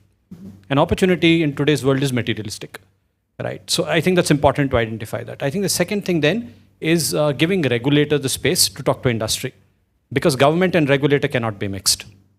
Right? If you're going to do fintech, anybody, you can't say the government supports it, because that means nothing. Actually, there's a regulator writing down the rules. So you need to go to the regulator and explain. What they did is left the regulator alone with the industry participants to form what I would call the New India. Right? And the New India has been formed after maybe millions of meetings, good days, bad days, debates, cases, wrongdoings, good doings, all of it happens, right? Because in a 10, 15-year journey, and I think the regulators in India have been fantastic, right? You need to meet SEBI, which is the stock market regulator for me. You need to meet RBI. They are thinking 2030, how can India be different? If a regulator today in 2021, 22 is writing that path, and there are people like us, they're young and they're intelligent and all of that, I think that's making a huge difference. I think the third thing is Indian companies slowly getting up to the reality, which I really like, which is kind of run by society plus regulator plus government, that we need to be responsible. I love that about, I was just hearing her speak about urban mobility, about environment, about the reason why you're doing something. I think the reason why in India 10 years back would have been let's make more money, I don't think that's true anymore in India. Okay. Right? And I think that huge transformation has come about in Indian corporate life, which I think is driving the future. Right? And the last thing, I think India is a younger country. Yeah, of course. So I think the consumer is far more open, and I think that makes a difference. Wonderful. Thank you for breaking it down so specifically and sharing those points. Let me continue with you, speaking specifically about Paytm Money, and now let's also, now that we have an understanding about the ecosystem and the landscape, now speaking specifically about technology and impact. How has Paytm Money disrupted, and what is the impact that is being created, especially with the perception that the situations are uncertain in India, or which could be the common perceptions? How are you creating the disruption in a country like this? So just for clarification, there's Paytm and there's Paytm Money. Exactly. Right? It's a subsidiary, and what I do is wealth management or capital markets, right? But we encourage people to invest from 100 rupees, which is like a euro. Right. Some time back that was 100 euros in India. We brought it down to a euro now. So you could start your investment with 1.2 euros, right? And that's how we would start our journey. We have one customer in 99% of all PIN codes in India, right? And it's a large country. And that makes a difference. My cost of acquisition as a company is close to zero, which means I don't spend on marketing. We spend zero on marketing, right? We have about 7 to 9 million users, depending on how you look at it. Now, I'll give you an example at the higher end of the pyramid, because I used to be part of a company here in Germany called Consulate Bank. I don't know how many of you know it, right? So it was owned by BNP, and we launched Hello Bank and all of that. And I see her smiling because of N26. They are our fiercest competitors. I think they did a better job than we did. But our challenge in India was option trading. Okay, now some of you may trade in stock markets, but Indians do a lot of derivative trading. Okay, so the derivative trading cost per transaction in India was roughly about 25 cents. Okay, so if euro 25 cents. Our task, so when I took over, I said, hey, how can I bring this down to 10 cents? Okay, so today we are at about 12 cents in India, right, per trade. That is about 1/10 of anything else in most countries. The reason we've been able to do it is 80% of my team is engineering and product, right? That's how we think about it. So for us, we say technology, technology, and technology, and we try and code for, just to give you a sense, 10 million transactions a day, out of which we think that 5 million transactions will happen in the first 1 second when the market opens, right? So when the stock market opens, that's the kind of programming and engineering we do to make it happen, right? Now, because we program to scale, because we program to that level of perfection, what ends up happening is we have to cut all sorts of costs, right? Because our fundamental belief is you reduce entry barrier, you reduce cost per transaction for the user, and you add convenience. Now, the minute you do all these three, you can succeed, right? Just to give you a sense, I don't think we're very successful as Paytm Money. We are a startup. We are about 18 months old. We are ranked number 14 in India, right? So within capital markets, I'm not number 1, 2, 3, 4. There are 13 people ahead of me, but we are 14. And that's not too bad because we've brought the whole thing in terms of cost down. But I think that's how we think, right? The philosophy is technology. The philosophy is reduce cost. The philosophy is make it so simple that anybody can do it. And I'll give you one last example and then I'll stop. Is Indians buy a lot of gold. I don't know if you know that, but we are the world's largest gold consumers, right? And we launched a product called digital gold. Essentially, we took it on the phone and said, let's put it. And we said you could buy gold from 1 rupee to 150, 60,000 euros, roughly. All digital, all at the click of a button. It has to be one click. Like you open, you see the price, you hit the button, done. Right? That's all that there could be.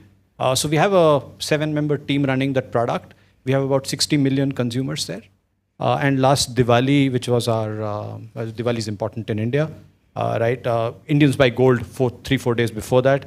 We were India's second largest jeweler, if you may, right? And I think that's what technology and innovation does. So we are very, very tech-driven, I would say. And when we think of fintech, we think about it from a technology perspective. And that's what makes the difference.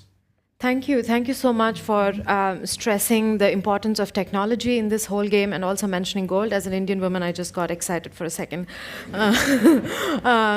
Lita, let me move on to you here. And since we are talking about disruption and impact, how has FinMarie disrupted? If you could shed some light on that. Yeah, I mean, I'm really envious of the description of using technology to disrupt because, I'm kind of a geek myself. I like disrupting through technology. But one of the things that I've discovered through FinMarie is that we really need to disrupt people's culture. We need to disrupt people's psychology, right? And it's a little bit like what Georgie was saying. It's like you're interrupting people's regular days with like a mental wake up. They have to have an epiphany moment, and that epiphany moment that they have to have is that as a German, as a person who is of Northern European extraction, a lot of people save, and they learn from childhood, what a Sparschwein is, and how much it's important to save, and then they don't get that message that, oh, what's the next step? It's you have to invest, and the fact that that saving is actually dangerous at a certain point, especially in a high inflation environment, is not a message that tends to get out to people. So disrupting that idea and disrupting that that kind of cultural mindset. I've spoken to so many women here who actually look at the stock market and they say, "Oh, but that's essentially gambling, isn't it?" And so disrupting that idea as well. So there's a lot that as a product person, of course, I love what you can do with data, and I love what you can do with enabling technology to make things faster and easier. But I think the primary thing that we need to do as an organization is to disrupt people's minds. And so that's a new and large challenge for me. But I think there is a real similarity to what mobility needs to do in this space. And so I'm really enjoying the fact that these are. Thank you on that. And also, it's very interesting that you have touched the more emotional intelligence angles and also the cultural aspects of this whole game. Now, moving to Kurosh, you are basically catering to the core backbone of the German economy, the Mittelstand, and you are developing, working with this program where you bring the SMEs, the investors, and the advisors together, if I understand it correctly. So, exactly. What is the impact that is happening in this sphere, especially catering to this one key element of the German business structure? Yeah, I mean, the market we are in is an incredibly fragmented and also traditional market in the sense that how businesses are typically sold is through word of mouth, and there's like a couple of brokers out there who basically go from golf club to Rotary Club to Lions Club to CDU Mittelstandsvereinigung, and they write on the left page of their notebook, write down Peter wants to sell, and the right hand side eventually they will write down who will want to buy, and that's how this market works. And what we do is essentially we've built a brokerage platform which has to be, of course, strictly confidential, so you have to sign up. There has to be a vetting process for all the investors. We're now working with about 2,500 strategic and financial investors, so a lot of the private equity funds, family offices, but also large strategics and corporates that are seeking to do acquisitions have signed to our platform to see the deal flow. And the other hand side, we have now integrated with a couple of the really large banking powerhouses such as Deutsche Bank, Commerzbank, UniCredit, Hypovereinsbank, but also some Sparkassen such as Haspa and all those who have the client relations, and basically through that angle we get a lot of distribution also in the non-digital Mittelstand SME segment. And in addition, we of course, and that's also how we launched into the market, is we bring the segment online. So all the owners that have previously asked their friends about, do you know how I can sell my business? We've given them a way to enter into this process and get information. So we've built a which is now the largest site in this field, is a large succession content platform. So there's hundreds of articles, there's a valuation calculator, and we're using technologies to allow owners to get an indication of what their company is worth.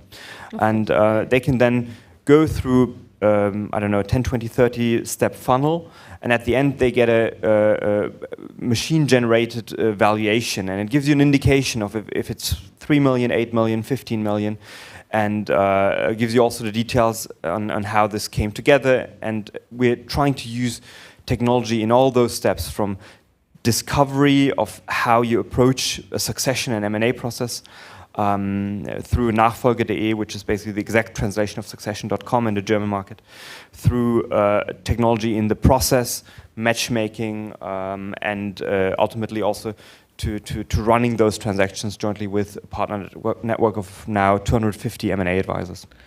Does sound like a ginormous task and quite end-to-end.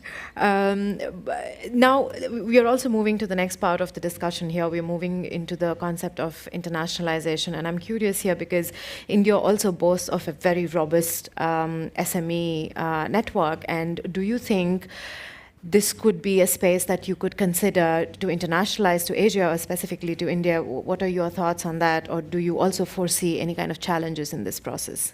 Mm-hmm. I mean, the Indian market is incredibly interesting. It's very vibrant, a lot of economic growth. What we experience here also right now already is that we're seeing increasing activity on the buyer side. So just last week I spoke with the CEO of a mid-sized automotive supplier, and they have an Indian parent company, and they are now tasked to seek acquisitions and are now actively looking in the German market for additional bolt-on acquisitions. And that's an example we have increasingly, and we also see increasing activity on the investor side of our platform to get access to the German SMEs. We're not yet at the stage where we make a decision on going beyond Europe yet, but I think that's something that is certainly, at least for the seller side, but that's something we're certainly considering at some point. But since also in Germany and Europe we have a lot of room to grow, that's right now where the focus is. But that's also very interesting for Indian corporates and investors as we see it right now. Wonderful, thank you. Alita, how about you? Because I'm sure from what you have explained before, it would definitely be of a parallel interest also for the ecosystem in India, for the women in India. Did you think about it? Is that absolutely? Well, I mean, India, huge opportunity, right? Of huge course, environment. yeah. And the thing about India actually is I'm really inspired by one of the female-led fintechs in India called Basis, which is really addressing financial education and getting more women to understand what their opportunities in financial freedom would be. But the thing that, of course, we come back to again and again is regulation, right? Like regulation is clear for us and a lot of other fintechs for Europe, especially when it comes to moving people into investment. But as soon as you go to a new environment, you need partners, you need connections, and that's where organizations like enpact, organizations like Berlin Partner come together to bring those kinds of connections for startups like ours, for startups that I know exist in the Indian space and want to move into Europe. I mean, it's the same in both directions, where you need partners, you need people who are expert in that environment. Again, you don't go alone, and that's where I think we would look to expansion in other areas as well. We would need to understand those ecosystems. I think it would be arrogant to think that you can just pop into an environment and set up shop and be successful. Thank you. So now moving on to Varun, I want to address the converse of the topic that we have discussed, and you have very well established before that you love Berlin. So when are you officially coming here? As a listed company, no comments, right? Okay. But but maybe I'll take the previous question and kind of For sure, yeah. I think the thought is as follows. In fintech, I think she's got it bang on. you can't do it without a partner. Look at India, China, Germany. It's tough, right? Because fintech first is regulated. Yep. Second, there's a lot of localization. So either you're a startup founder or you're a PE. I think everybody's now understood. Especially, I think if it's a German startup trying to come to India, don't try and come alone, right? Find a nice partner. And I think in the urban mobility session, there was somebody sitting here, I couldn't get her name, but she mentioned about partners, IP, knowledge protection, and all of that, right? With the hydrogen thing. Juliana. Yeah, sorry. Yeah, so she mentioned about it, and she, very politely or very diplomatically put it in right English, saying, "Hey, you have to be careful." But yeah, I think you have to keep your eyes open and walk into India and and I think the same now for Indian companies coming to Germany, right? I don't think it can happen till summits like AsiaBerlin actually set up partnerships. What's needed, I think, for example, for somebody like Varun, and let's ignore the Paytm use case. Let's say I was to come here, would capital raise be a problem anymore? No, right? Because I think private equity firms would back an individual up now, right? So let's say a German good fintech needs $1 billion. I don't think that's tough to raise, right? But let's say you have $1 billion and you come into Germany and you want to set up a business, I think I will still fail. Okay. Right? Because I don't think money anymore can or only can help. I think you need capital. You need that local partner. So for example, and I have a lot of respect for N26, if N26 says, hey, I want to digitize Germany completely, right? And I want to go completely, and then I need a technology partner, and then I need a capital partner, it can happen. And I'll give you a great example. Paytm is now in Japan. Japan's #1 mobile payment provider is called PayPay. And we do the technology for them, right? So all the tech runs, because Japan is specific, right? You can't imagine an Indian to go there, have a bit of sushi and say, I understand Japanese. Right? It's not true, right? I don't think that's true. Bavaria works differently than Berlin and Nuremberg and all of that, right? And I think that's the trick. The essence is to find that partner, because even the regulator will not welcome a foreign company into financial services, and that's something which is correct. Right? Okay. Given where the European current political situation is, I think you see the impact of sanctions, you see the impact of Visa Master, you see all of this, right? And I think these are important debates. And I think it's opening up to a new world where if you want to do it, I think you have to partner, right? And is Germany a great market? I think it's ripe for disruption. It's economically progressive. And I think the competition has still not arrived, right? So there is space. There's a lot of space. Wonderful. I think that's a beautiful note to conclude on, to look for partners, and that's exactly what we're doing here. Thank you for setting that note. I think now we can open up for some audience questions. So if does anyone in the room? Yes, Liju has one question. Yes. I also have a question for the previous panel, so I hope you're not too tired at the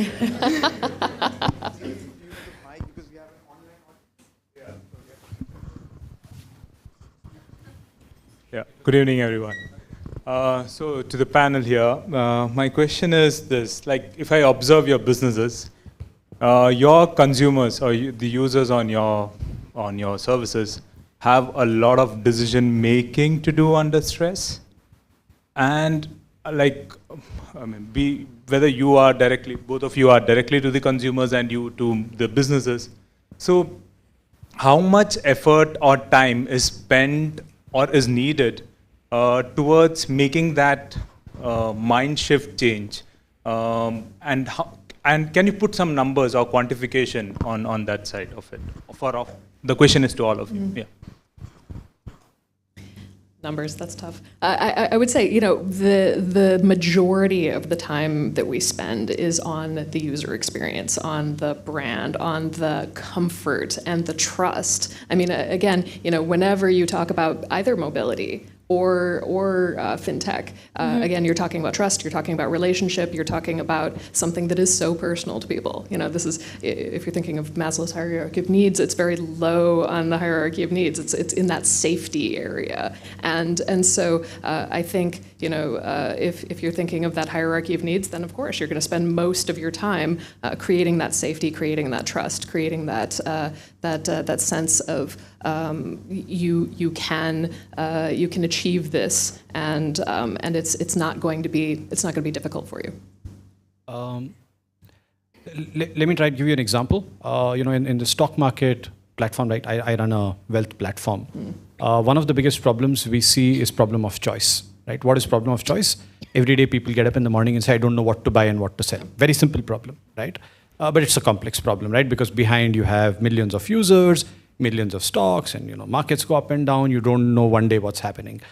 What we tried to do about a year back, right, is we tried to say, how do we solve that problem by making, for example, for 3 types of investors, the first thing you must do, right? And in Hindi, we called it Shurwat, right, or your start. And then based on your start, then you can program and so on and so forth. I think for the last 1 year, we've been running everyday maths. Right? I think about 5% of my team would be doing that, roughly, to give you a sense of, because I think you need to invest time, which is basically product time, technology time, data sciences time, to understand out of, let's say, 5 million consumers, how many consumer cohorts do you have, right? Because what am I trying to solve? If your question was, hey, you spend a lot of time trying to do something, why can't I automate it for you, right? Like the best situation would be you give me 100,000 euros and you say, Varun, can you return me 15,000 euros at the end of the year? That would be the best, right? Like, why would you want to come to stock market? You would want to enjoy sun and sea and all of that, right? But to do that, I need to understand so many things like your risk appetite, like, blah, blah, blah. How much time are you going to give me the money for? And I need to automate that across millions of users. So we've been investing a lot of time and technology into understanding one simple fact, which is trying to identify who you are without ever talking to you, right? So, because see, how do I see my consumer? How do I see you? This is the first time I'm actually seeing you, right? Like otherwise I'm never going to see my consumer. My consumer sees my app and he doesn't see me or she doesn't see me, and I don't see him or her either. They leave digital footprints. Those digital footprints form a core part of what we would call product, product development. So those digital footprints lead me to data, data leads me to solve problems. So last year we've been working on trying to identify why consumers lose money in stock markets.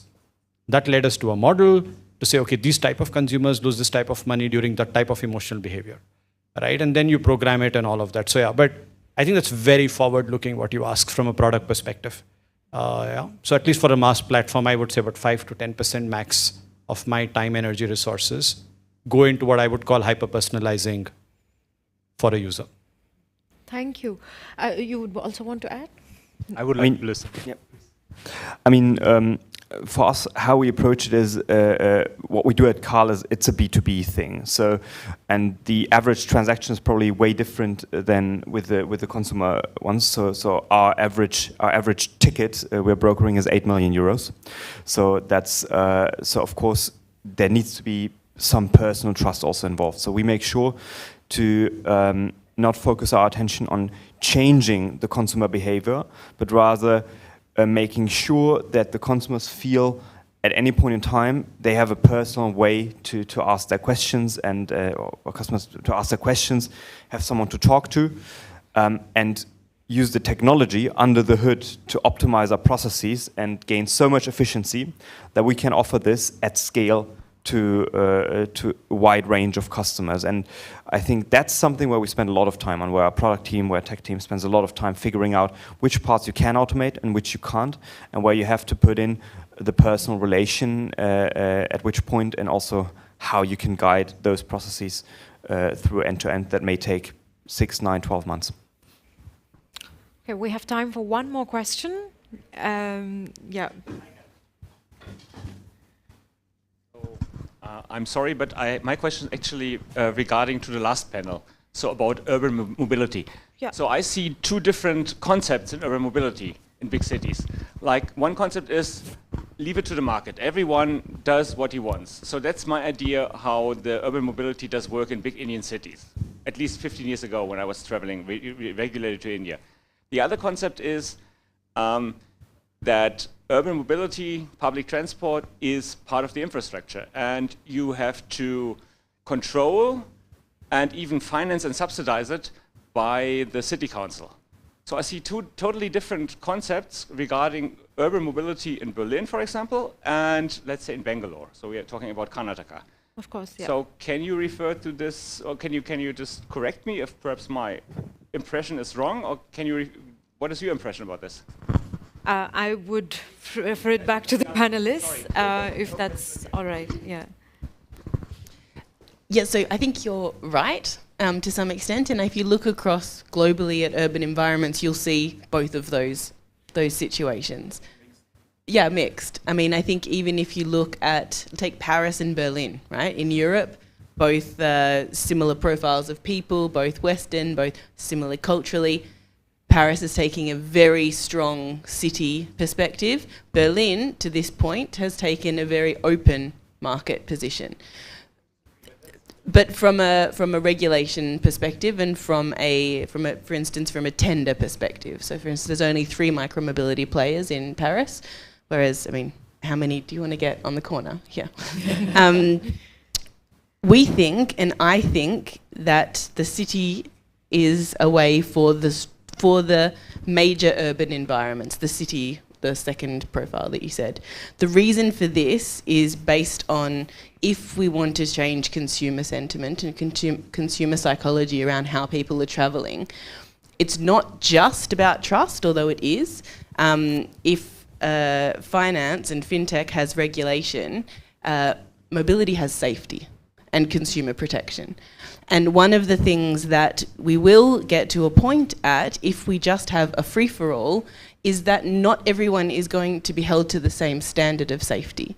And if we want these modalities or this way of moving around urban environments to be something that is the norm in the future, then we also have to be sure that the citizens of our city, whether they use the services or not, are safe around them. And that's why I think that in these major urban environments, the cities need to have a very strong infrastructure position and relationship with the companies that they choose to operate on that transport structure.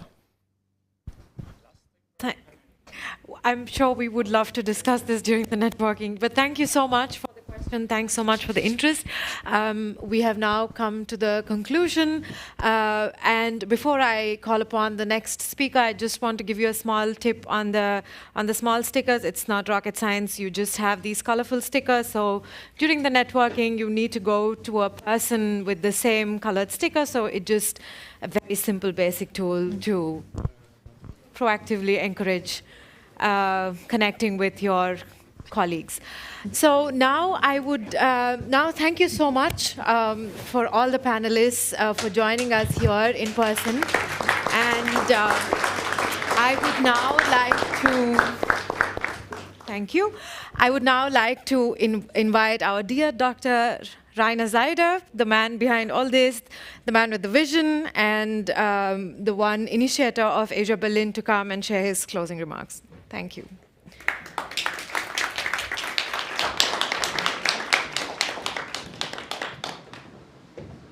So thank you very much, Amrita, for this wonderful panel discussions. I just wait until the stage will be clean for me. No, that's not.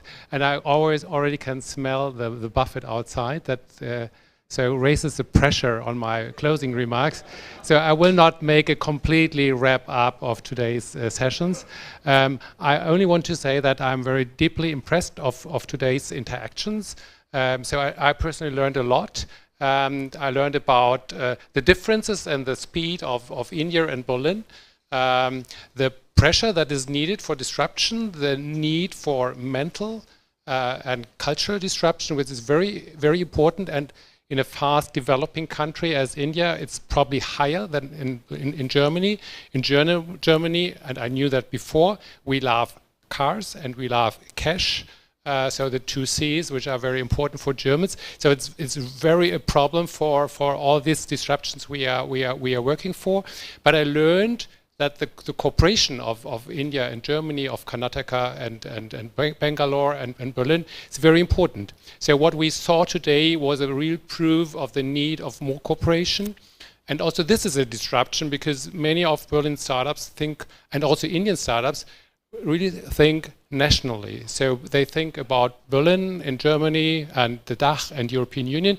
And as we heard, we still do not consider the Asian market. So we are still on the European market. And for India, it's a huge market. So why should we go to Germany?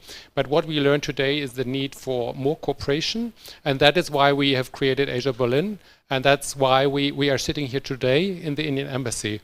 And I think today is a real historical day for this cooperation. We had the agreement at the beginning, so many of us have already forgot that there was an agreement because there was so many things happened in between.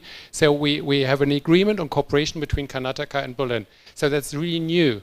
And of course, we can do a lot without state support, but the constellation for cooperation with the Indian embassy, with the German General Consulate in Bangalore, and I know them all, so they personally. So with all these partners here, having the support with enpact, our really perfect partner for today's organization for the event. There are not so many events where I had so many splendid speakers on stage. And it's very good to be on stage again, so really a real stage. So we don't have that so often. So I think it's a very good moment. Karnataka, Berlin, Indian Embassy, German Consulate, so much enthusiastic startups in the room on both sides. So great opportunities for cooperation, for driving forward, also for improving the situation of citizens in both parts of the world, of our community, of people. And I think this impact topic will be even more important for AsiaBerlin. So, and the next step we already heard today will be a delegation trip to India from Berlin in the topic of urban mobility, as we have a big project on urban mobility with the GIZ.